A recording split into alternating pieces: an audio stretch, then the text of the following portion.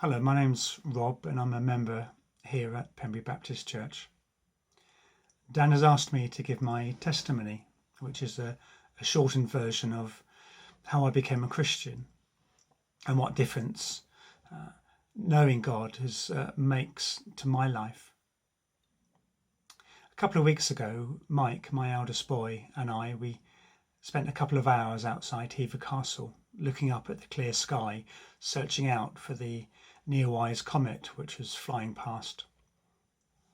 And during those couple of hours, it reminded me of the journey that I took as a 17-year-old, where I found God, or maybe God revealed himself more to me.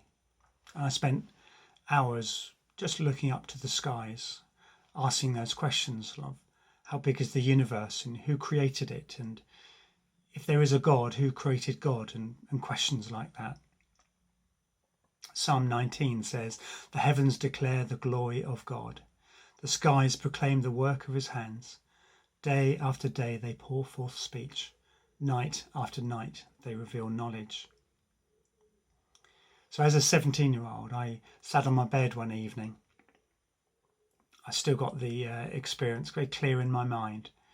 But when all those things that I've heard through my childhood, at Sunday school, all the stories at church about God loving us so much, or Jesus Christ died for me on the cross, to a certain degree they were stories that didn't truly impact me. But on this one occasion, all those stories became a truth for me, and that I suddenly became aware that the Son of God, the creator of heavens and earth, loved me so much that he died on the cross for me.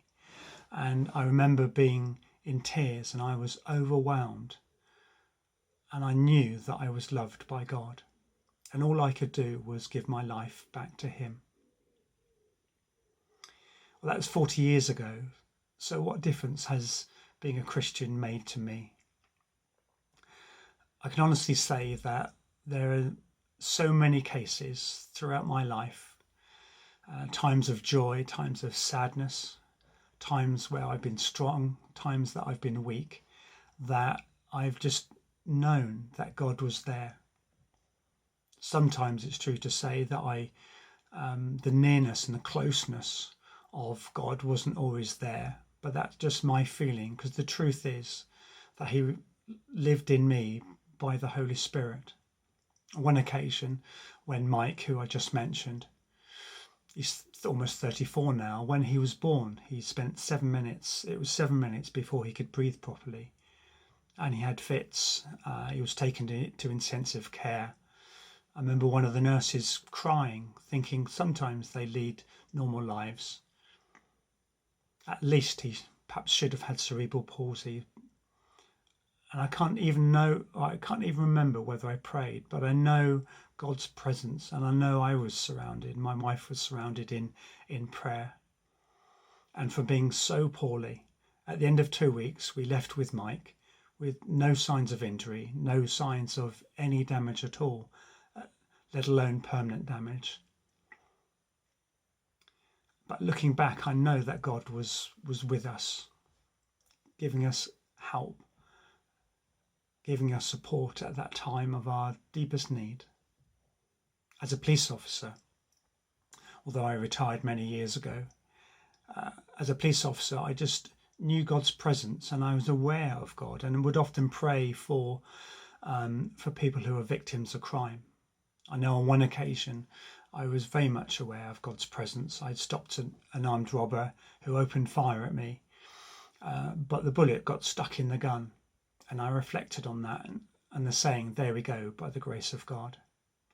There have been numerous times in my life that I knew God's presence, and there have been times of depths of despair that the only person with me at that time was Christ.